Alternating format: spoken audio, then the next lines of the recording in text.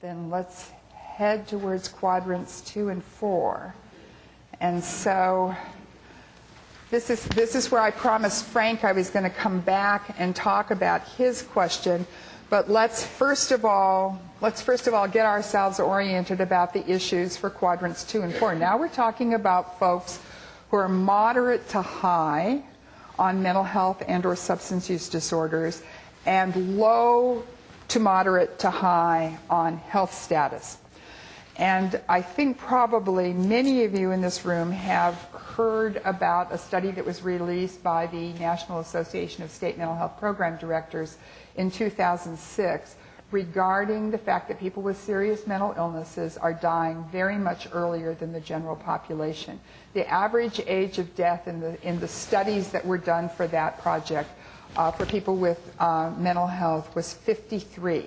That's essentially equivalent to sub-Saharan Africa. And while suicide and injury accounts for about 30 to 40% of that mortality, 60% of it is due to health conditions. And another interesting thing in the study that came out subsequent to the NASBID study, it was Oregon State took a look at their data, and what they were able to do was to stratify mental health only, substance use only, co-occurring. And they found that for people with co-occurring mental health and substance use disorders, the average age of death was 45. So I think all of us who have been working in these fields for a while know that we've been trying to work on this issue of co-occurring disorders, but also know that sometimes we seem to be stuck and not really able to move it forward. And yet data like this tells us that we really do need to make the co-occurring disorder thing work in terms of how we deliver services to people, and we need to add health to it. This is the study from Massachusetts that really kicked off this project that NASBID did. It looked at deaths from heart disease, and the red bars are individuals with serious mental illness compared to the Massachusetts general population. And so just to take an example of it, if you look at the second pair of bars in there, this is by age cohorts. If you were, at the time of this study, an individual with mental illness, serious mental illness in Massachusetts, between the ages of 35 and 44, you had 5 times the likelihood of dying of heart disease than if you were in the general population. So that got that study going. And then in the CATIE study, which was a medication study, a psychiatric medication study, they did a baseline look at the health status of the people that were coming into the study.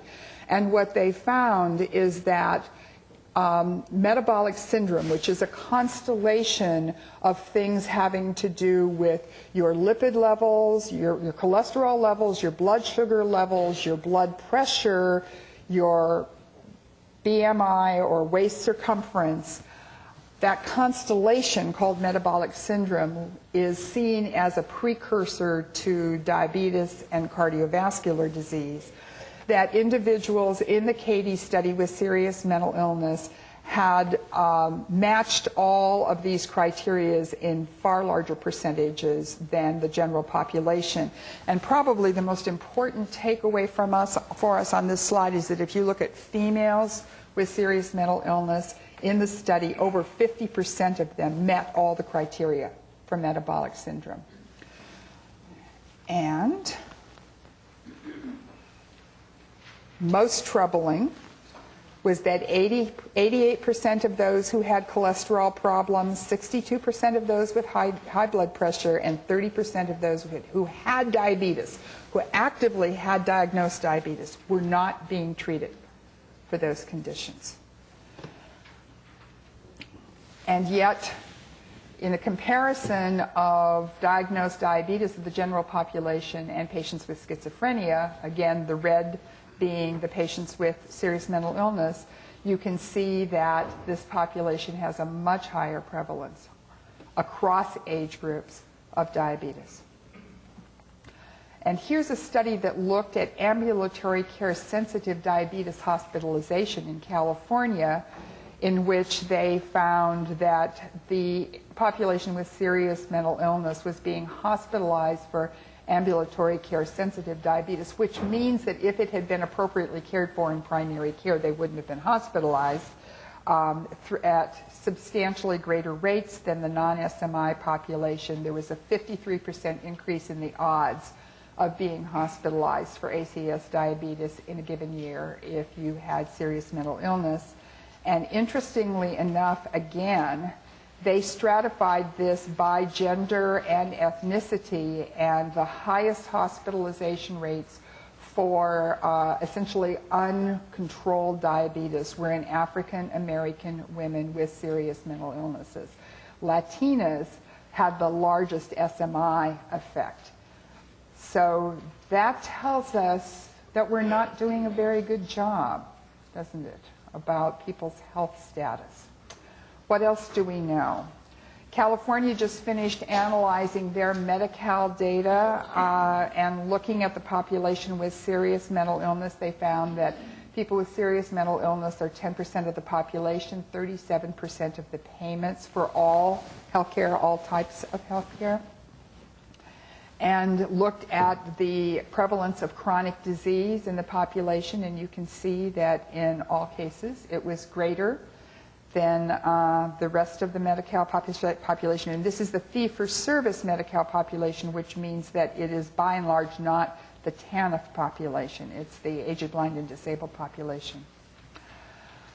And what was very interesting was this piece that they did, in which they actually then stratified the individuals with serious mental illness. And they found that for all of them, their average cost per year of health care was $11,000, but that in that population of about 250,000 people in California, there was a subpopulation of about 28,000 whose health care costs were at $34,000 a year, and then in that population there's another subpopulation of almost 10,000 individuals whose health care costs average $50,000 a year. Now, what's important about this data is that one of the things that we've been talking about as a part of improving care in quadrants 2 and 4 is to provide care management to folks. Care management that focuses on their health care status as well as their mental health and substance use status.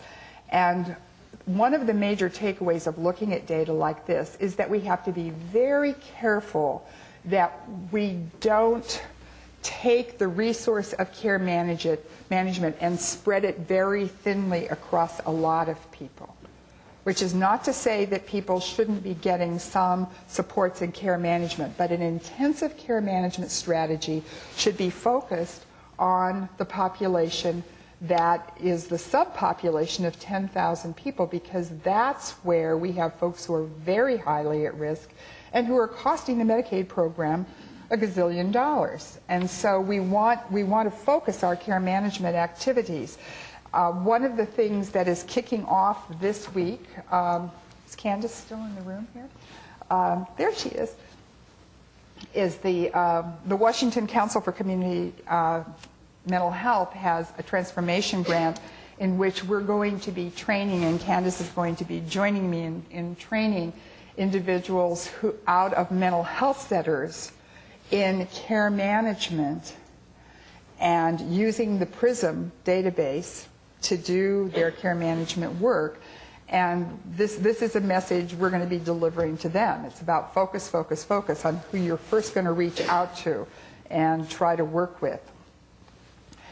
The National Association of Mental Health Program Directors followed up their morbidity and mortality report with this report in 2008, in which they said, we believe that the mental health system should be responsible for gathering the following set of health indicators on every individual that you serve, as well as aggregating this to provide population health data.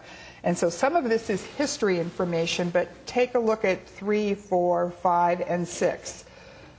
Weight, height, body mass index, blood pressure, blood glucose, lipid profile. The intention of the work group that put this together was that every mental health center should be tracking this at every adult and everybody, kids included, who are receiving psychotropic medications. Now, what I can tell you is that that is not the standard of practice, not here in Washington. It's not the standard of practice nationally, and people are working on trying to figure out, how do we do this? This is the starting place. This is where we need to help people begin doing this work in quadrants 2 and 4. And then the research shows us other things that we can do. So there's much less research about evidence-based practices when we talk about person-centered healthcare homes in quadrants 2 and 4. This is a project that was done in the VA system, in which they put a primary care clinic into one of the mental health clinics. Their results were that they did significantly increase rates and numbers of visits and reduced ER use. They significantly improved the quality of most routine preventive services. And let me just stop and say a little bit about this. My friends from the health department are, of course, very familiar with the Uspstf preventive service recommendations. People with mental health and substance use disorders who are principally served by their specialty mental health system or substance use system do not get access to routine preventive services. They do not get pap smears. They do not get prostate screening. They do not get vaccinations. They do not get their blood pressure checked regularly. Those things just aren't happening for people. And so one of the things that this project showed is that if you put a primary care clinic into a mental health setting, you really bumped up the routine preventative care that people got. You got significantly improved scores on their quality of life, and because VA is VA, it was a cost-neutral program. Here's a study that's just been completed and reported from Atlanta, and this was a care management study. So 400 people with serious mental illness who were in the public mental health system in Atlanta, generally poor African-American population with serious mental illness.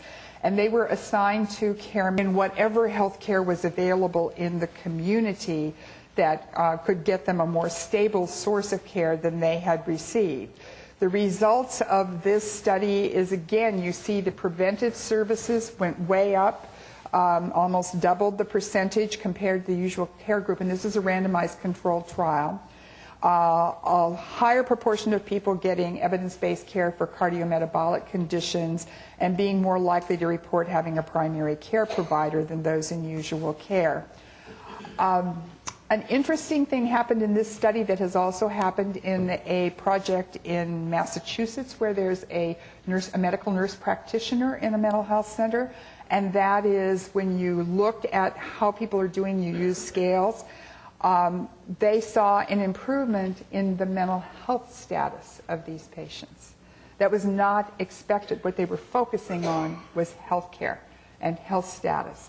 But in this project, the PCARE project, and in the Massachusetts project, they also saw improvement in mental health status. And the hypothesis that these two researchers have framed up is that it has to do with empowering people, it has to do with helping them get access to care and feel as if they can begin to manage their own health status better, and that has spillover effect to improving mental health status. This last one is one of the projects that I mentioned in relationship to the question that that this lady asked at this last break.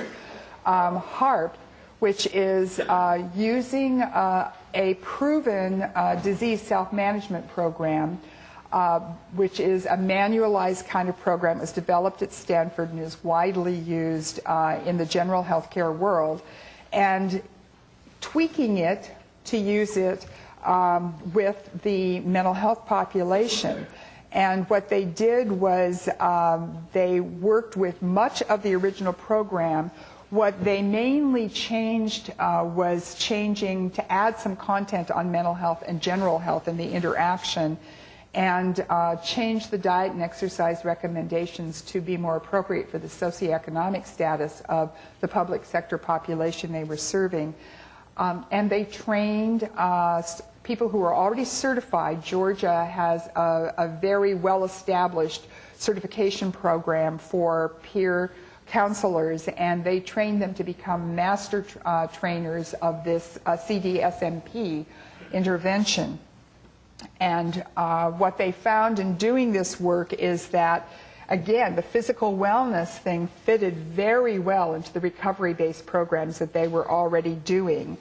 And if you drop down to the bottom of this slide, what they had at 6 months in terms of their data was that people had increased their physical exercise, they had improved medication adherence, and they had an improvement on their health-related quality of life scale. So they were making progress.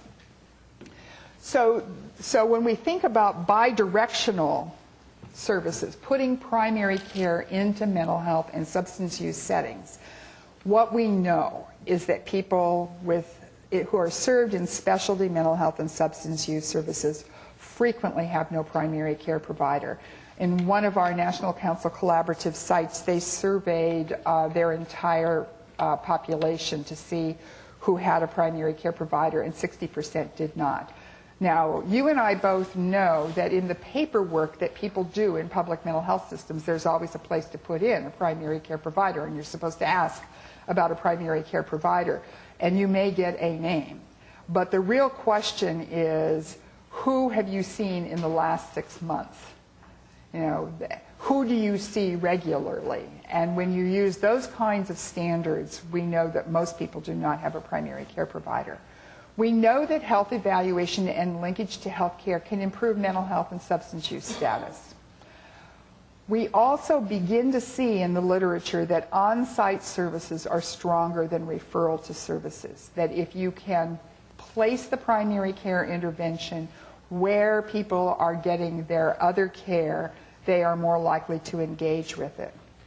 We also have seen in a couple of projects that this doesn't have to be bricks and mortar based, that housing first settings can use a wraparound model where you actually bring mental health, substance use, and primary care capacity by mobile teams into the housing setting and deliver it there, and so it's available for people to engage with as they're working in that housing first model.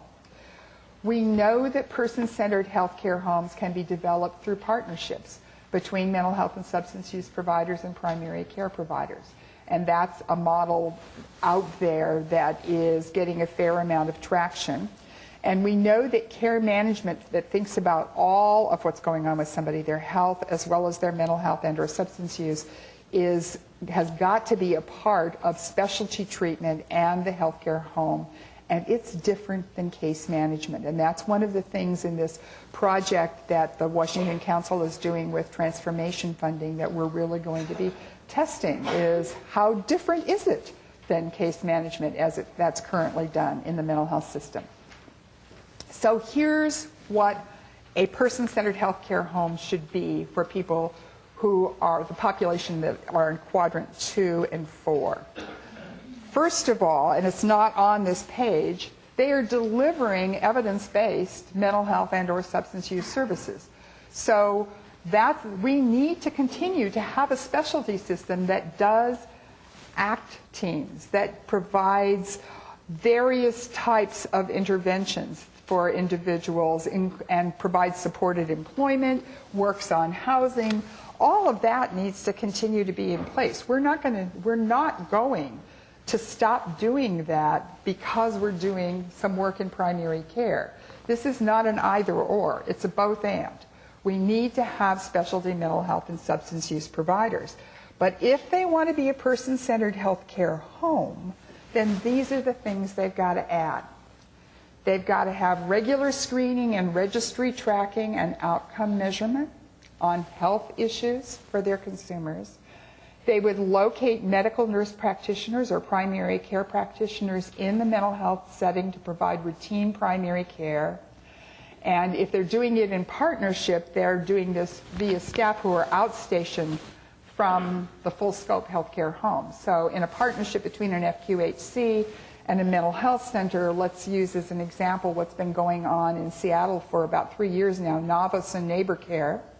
Neighbor Care sends a physician to Navos on a regular basis to run a regular clinic for patients in the novel system, and they're looking to expand that as they move into a new facility that can better support that. And some of you may be aware of the fact that Molina has just opened a primary care clinic inside of a Compass site in Everett. So those are examples of partnerships. It isn't that mental health centers or substance use providers need to learn how to do primary care. That's not their skill set. Some places that is happening. There are some places where mental health centers have applied for and become FQHCs and are learning to do primary care. That's a much bigger learning curve, as I'm seeing it go on around the country. But these partnerships where you send primary care folks to my shop and I send behavioral health folks to your shop, that is beginning to emerge as a way to do it. What the National Council said in our putting this out there a year ago is that just having the mental health substance use organization hiring a nurse practitioner, and that's it. We've got a nurse practitioner. We're a medical home. No, you're not. That is not good clinical practice. You need to have the backup of the skilled PCP and the full scope of the medical home behind you to provide access to specialty services for more complex procedures. And so we very strongly told the members of the National Council that we did not recommend that if they wanted to get into doing primary care, they had to go all the way. They'd step all the way into it and run a pretty robust primary care clinic. Otherwise, they would not be serving their patients well. So if you're using a nurse practitioner, you want a primary care supervising physician to be a part of your project. You want nurse care managers, and we've been saying nurse care managers, although in this project that we're kicking off here in Washington on Thursday, it's going to be a mix. We're going to have social workers, nurses, case managers, and we'll see how this actually evolves. You want to use evidence-based preventive care practices to adapt those practices for use in the mental health system. So I already mentioned them: immunization, cancer screenings.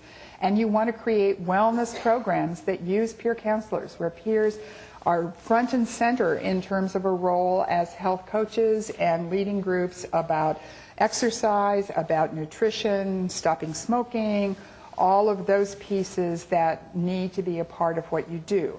If you're doing all of that, then you probably are going to be a person-centered healthcare home. And so when we think about that Medicaid pilot that I mentioned at the very first this morning, I would hope that a Medicaid pilot of a medical home for people with serious mental illness would look a lot like this.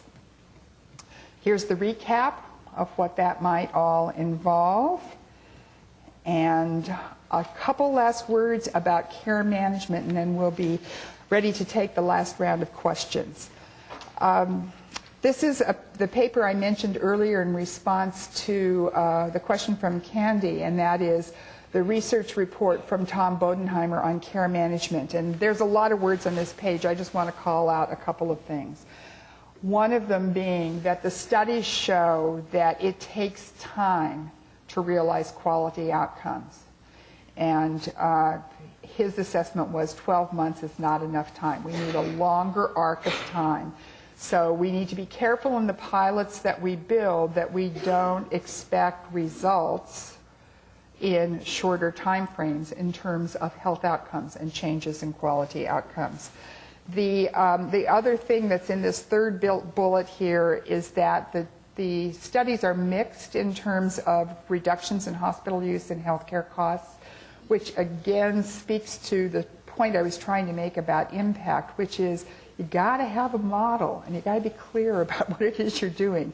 And so in the two most promising studies, it was about training the team, it was panel sizes for the care managers, very close relationships between care managers and PCPs, and interactions, getting back to the question that Candy asked, interactions with patients in clinic, at home, by telephone. This is the remainder of what was in that study. And so we're open for questions for another 10-15 minutes. Or not.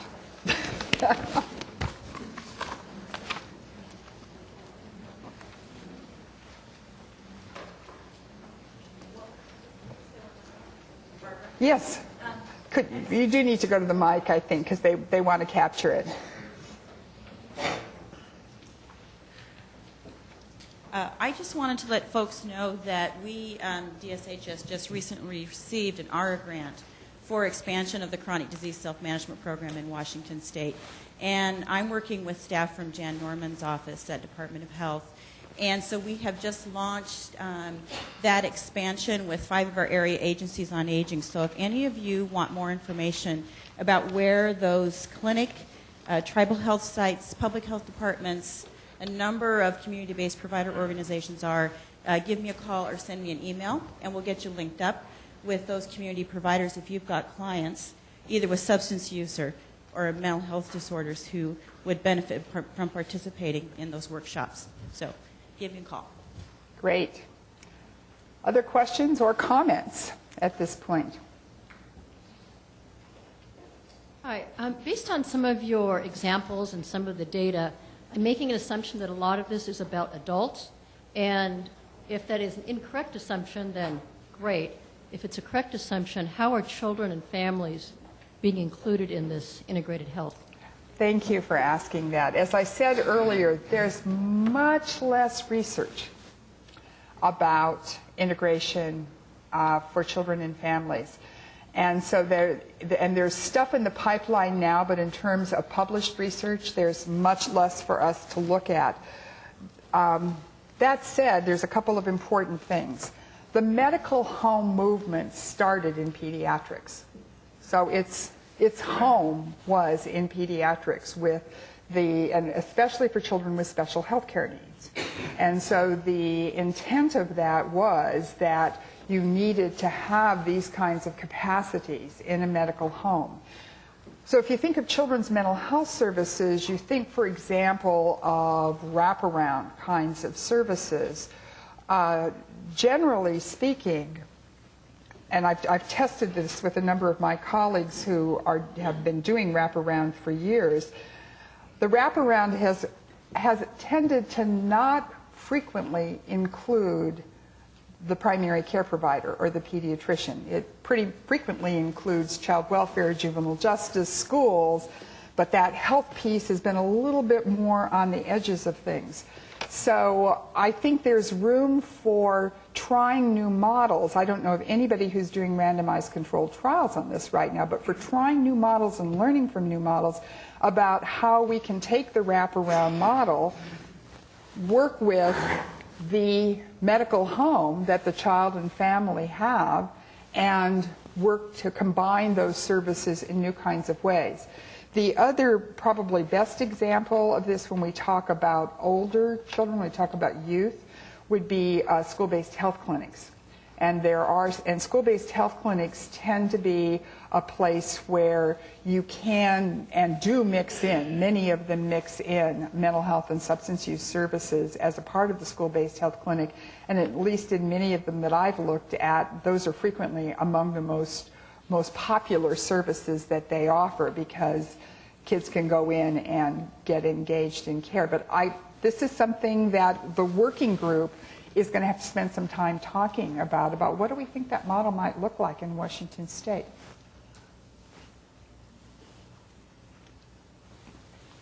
You had talked about in quadrants. I'm sorry, I can't hear you. Could you speak into the mic? Yeah, you had indicated in quadrant, I think it's 1 and 3, talking about the required skills would be competent mental health and CD. Is there any place that identifies what is the competency skills required, or how we measure that? There is work that Ken Minkoff has done over the years that is available on the web, in which he attempted to define what competence looks like, and what he was looking at the time was, if you're in a substance use setting and you want people to be mental health competent, what does that look like? If you're in a mental health setting and you want people to be substance use competent, what does that look like? I think we could probably begin with that information to describe a set of expectations that builds off of that competence work. I don't know that anybody has done it yet, though. I'm Mark Nelson from DBHR. Before I was down here working for the state, I was up at Pierce County working for the RSN. And, in terms of the GAU pilot, I think from where I was sitting, sort of across a 3-year period, what I noticed was from the beginning of the project, people were unaware of the availability of the resource or the pilot.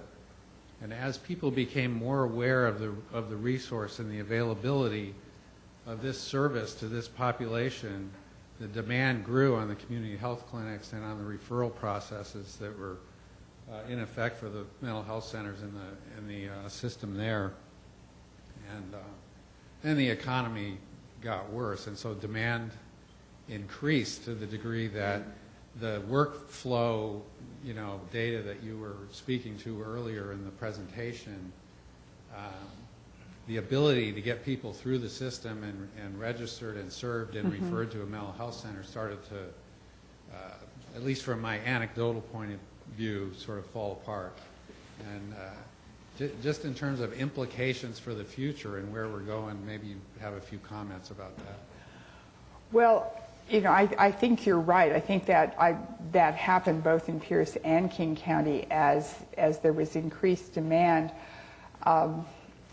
What that speaks to, I think, is not unlike what I just said about the finding in the care management study, and that is, if you want to get results, you have to keep a careful eye on caseload ratios so that you don't overwhelm the resource and people can't then work in fidelity to the model. It's a little like what we've all known when we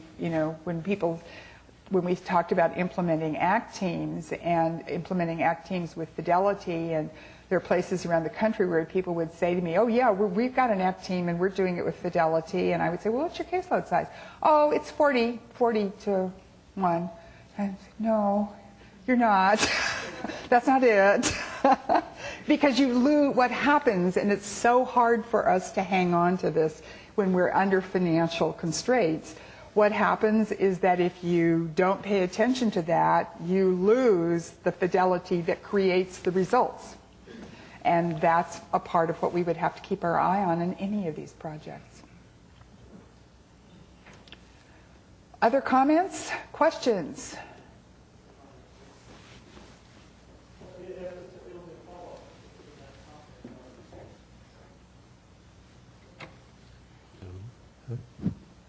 Yeah, it always seems to me if you open a restaurant and you don't have enough food, people won't come back.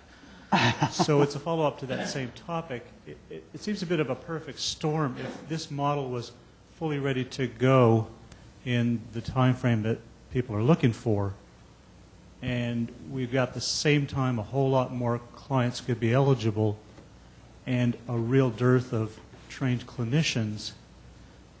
What's the thinking about how to roll this thing out? Is it more pilot projects? Is it limiting access to care? Is it some sort of screening?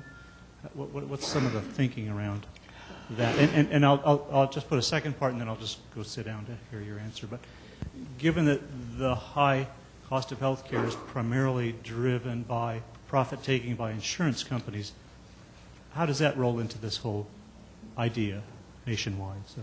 Okay, that's great. Well, in answer to your first question, it sounds as if you're assuming that there is a plan. And if you'll remember my third slide, I think it was, I said the result of this conversation that we're starting this morning that will go on for 6 months is that by December we hope to have an integration policy framework that will have struggled with some of these issues and be laying out some options to think about. But right now, I don't know that anybody really has got the answer to that question for Washington State. The second part of it about healthcare costs is that, yes, there is a lot of cost in the insurance industry, but there's also a huge amount of cost in more expensive procedures and hospitalizations in emergency departments. And one of the reasons for creating that creature called the ACO, the Accountable Care Organization, is to create a context in which you can get people aligned around reducing the more expensive costs, including the folks who are going to lose in doing that. Hospitals will lose if you begin to reshift the way the system works. Hospitals will lose revenues. But by being part of accountable care organizations, they also have the ability to earn a piece of that back through the bonusing system of having reduced total health care expenditures. It is the biggest conundrum in the country about how can we shift the way the system works when it's so heavily driven by the fee-for-service incentives that we have right now and top-loaded to hospitals and specialists and not to primary care. And the ACOs are seen as a mechanism for trying to mediate all of that. They're just getting started. We will see. Any other questions? Otherwise, we are at 5 of 12. It looks like, one more question. And then Glenn is going to make a closing comment, I think. Hi, my name is Yvonne. I'm from DVHR. And so I just want to first say thank you for the information. And I just had a quick question around prevention. You mentioned earlier how the current resources are, the triangle's upside down, and it needs to be the other way up. And I just didn't really catch how that was going to work in the different models and the quadrants. So could you explain a little further? Well, again, is there a plan? No. There's a desire, but a couple of thoughts about that. One of them is envisioning that medical homes will play a larger role in prevention. We'll be doing more screening and early intervention, so essentially secondary prevention. Population-based prevention is going to need to continue as it does for other kinds of issues. I mean, there are population initiatives that Jan Norman's shop is running on diabetes, on cardiovascular disease. We'll need to continue to have those kinds of interventions as well. Okay, Glenn. Thank you. Housekeeping issue here. We will be posting the video, thanks to Greg and Ian and his work, we'll be posting the video of this workshop on probably 2 websites, one internal to HRSA and then an external so that everyone else can get that. We will email you when those are available, and we'll email you the sites. However, if you came today without registering and we don't have your email, please get it to us before you leave, so we'll have it. That's my only thought. I'm going to pass this to Mary. I just want to thank everyone for attending today and the attention and the great questions that you asked, and look forward to the next round in June and hope you're able to participate. And please encourage your staff and others to go out and look at that video and read the materials, because it's a great opportunity to spread the learning. So again, thank you so much. And thanks to Barbara. Thanks to Barbara.